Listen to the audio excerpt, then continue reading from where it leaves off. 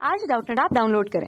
Doubtnut पर अपने सभी गणित, रसायन विज्ञान, भौतिक विज्ञान और जीव विज्ञान के डाउट्स का करो सफाया। बस प्रश्न की फोटो खींचो, एक ही प्रश्न को क्रॉप करो और तुरंत वीडियो सोल्यूशन पाओ। अभी डाउनलोड करें। क्वेश्चन हमारे पास है कि 10 ग्राम द्रव्यमान की शीशे की एक गोली 300 मीटर प्रति सेकंड की गति से एक लकड़ी के गुटके से टकराती है और विरामावस्था में आ जाती है, यह मानते हुए कि ऊष्मा का 50% जो है वो भाग गोली के द्वारा अवशोषित कर लिया जाता है, तो गोली के ताप में होने वाली वृद्धि का मान कितना होगा ये पूछा जा रहा है। गोली जो कि शीशे की बनी हुई है उस पदार्थ के लिए हमें विशिष्ट ऊष्मा का मान 150 जूल प्रति किलोग्राम प्रति केल्विन के रूप में दिया हुआ है। गोली के ताप में होने वाली वृद्धि के मान को यहाँ पर विकल्प में 100 degree Celsius, 125 degree Celsius, 150 degree Celsius या 200 डिग्री सेल्सियस के रूप में दिया हुआ है। तो ये कंडीशन जो हमारे पास दी हुई है, पहले हम उसके डायग्राम को बना लेते हैं ताकि हम समझ सकें। तो पहले हमारे पास एक गोली है, शीशे की गोली यहाँ पर दी हुई है जो एक नियत वेग से एक नियत दिशा पे जा रही है। ठीक है, वेग उसका v के रूप में अगर हम प्रस्तुत करें, दिया हुआ है कितना 300 मीटर पर सेकंड पे दिया हुआ है, और उसके लिए उसका जो द्रव्यमान है स्मॉल m के रूप में हम लें तो ये हमारे पास है 10 ग्राम के रूप में। हमारे पास ये लकड़ी का गुटका है, ठीक है, तो लकड़ी के गुटके में आकर के वो धंस जाती है, उससे टकराती है और विरामावस्था में आ जाती है बोला है। तो उसकी स्थिति को अगर हम दर्शाना चाहें तो वो कुछ इस तरह से मान लीजिए होगा। ठीक है, वो अंदर की तरफ मान लीजिए इतनी कुछ धस चुकी है और उसे अगर हमने कुछ इस तरह से बताया तो पहली की अवस्था जब वो गत्यावस्था में थी, दूसरी की पहली अवस्था गत्यावस्था, दूसरी अवस्था जब वो विराम की अवस्था में होती है तब ये कंडीशन होता है।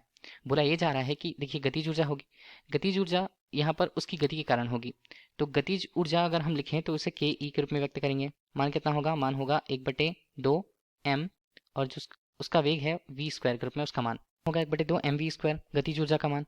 ये बोला गया है पहले कंडीशन पर। और बोला ये जा रहा है उसके बाद कि जब ये विरामावस्था में आती है तो ऊष्मा का 50% हिस्सा जो है वो गोली द्वारा अवशोषित कर लिया जाता है। तो दूसरी स्थिति में जब गोली यहाँ पर किसमें है, विरामावस्था में आ जा रही है, तो गोली के पास जो ऊर्जा होगी वो ऊष्मा ऊर्जा होगी, और वो कितना होगा, वो गतिज ऊर्जा का 50% हिस्सा, 50% हिस्सा के ई गतिज ऊर्जा का। क्या लिखा जा सकता है, क्यू के रूप में से हम लिखें तो 1/2 के ई के रूप में हम उसे लिख लेते हैं।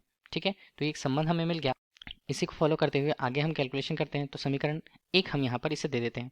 ठीक है, क्यू का परिमाण हम कैसे निकालें, किसी वस्तु में उसका द्रव्यमान, उसकी विशिष्ट ऊष्मा सी और उसके तापमान में होने वाले परिवर्तन का मान जो होता है वो ऊष्मा का मान होता है। समीकरण 1 से देख रहे हैं। ठीक है, हम 1/2 हमने किया, गुना है फिर से 1/2 के रूप में, गुना हमने किया m, और वेग कितना है v 300 मीटर प्रति सेकंड, तो 300 हमने ले लिया, स्क्वायर कर दिया। m और m के मान क्या है, दोनों पक्ष में कट जाएंगे, इसलिए कैलकुलेशन पे हमने वैल्यूज का मान नहीं रखा यहाँ पर। c का मान कितना दिया क्वेश्चन पे, 150 जूल, इसे हम लिखें तो 150 जूल है, तो देखें तो जूल प्रति किलोग्राम प्रति केल्विन के रूप में दिया। डेल टी का मान हमें निकालना है, और इसके अलावा यहाँ पर बनता है 1/4, और ये 3 का क्या बनेगा, 3 का बनेगा 9, और 100 का यहाँ पर बनता है 10 की घात 4। सभी के मानों को अगर हम हल करें तो डेल टी का मान यहाँ पर क्या बनेगा, ऊपर का मान हमारे पास है 9 गुना 10 घात पर 4, नीचे हम देखें तो 4 गुना ये बनता है 150। ठीक है, तो इस तरह से डेल टी का मान हमारे पास हल करने के बाद कितना आ रहा है, ये हमारे पास आ रहा है 150 डिग्री सेल्सियस के रूप में। ठीक है, ताप में जो परिवर्तन हुआ है, ताप में जो वृद्धि हुई है, उसका मान हमें 150 डिग्री सेल्सियस प्राप्त होता है। यही हमारे लिए क्वेश्चन का राइट आंसर होगा। ठीक है, विकल्प में देख लें कहाँ पर मिल रहा है, विकल्प सी है हमारे पास, तो विकल्प सी हमारे इस क्वेश्चन का राइट आंसर होगा। Thank you. कक्षा 6 से 12वीं से लेकर नीट, IIT, JEE वो एडवांस के लेवल तक 1 करोड़ से ज्यादा छात्रों का भरोसा। आज ही डाउनलोड करें डाउटनेट ऐप या व्हाट्सएप करें अपने सारे डाउट्स 8400 400 400 पर।